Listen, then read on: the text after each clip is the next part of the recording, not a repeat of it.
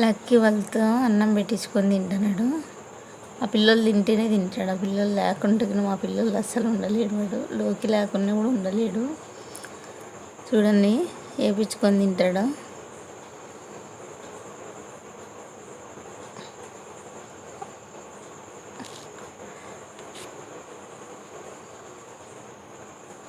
Hi చెప్తున్నాడు lucky. అమ్మ అన్నం పెడతానంటుంది మహేశ్వరి.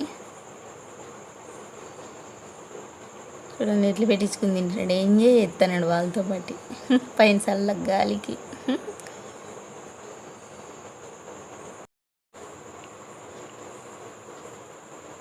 పిల్లలు ఉయ్యాలుగుతుంటే పప్పి వచ్చి నిలబడినాడు.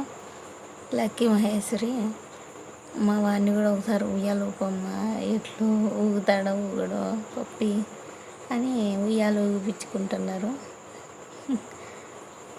మా పిల్లలకు సరదా పప్పి అంటే. అది చూడు ఎంత ఎంజాయ్మెంట్ ఊగుతుందో పప్పి.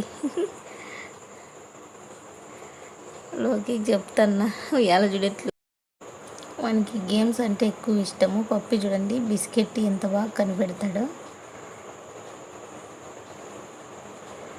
లోకి కళ్ళు చూపుతాడు, నా కళ్ళు చూపుతాడు. అది కరెక్టే గ్లాస్లో ఉంది అని. చూడండి షేక్ హ్యాండ్ అడుగుతూ ఇది నిజమేనా అంటే నిజమే, ఇది గ్లాస్లో ఉంది అని చెప్తాడు. చూడు నిజంగానే ఆ గ్లాస్లో ఉందా పక్కైనా. నేనైతే అసలు ఎంత తెలివి ఉంది మా పప్పికి.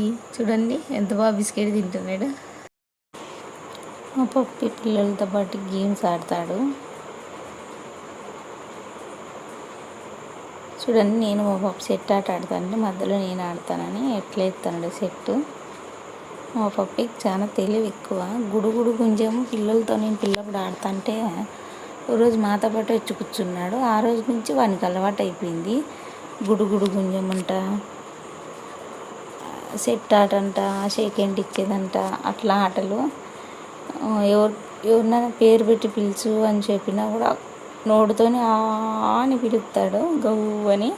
చూడండి ఇప్పుడు నేను గుడుగుడు గుంజని చెప్తా అంటే నోడితే ఎట్లా చెప్తాడు. బాగుంటాడు.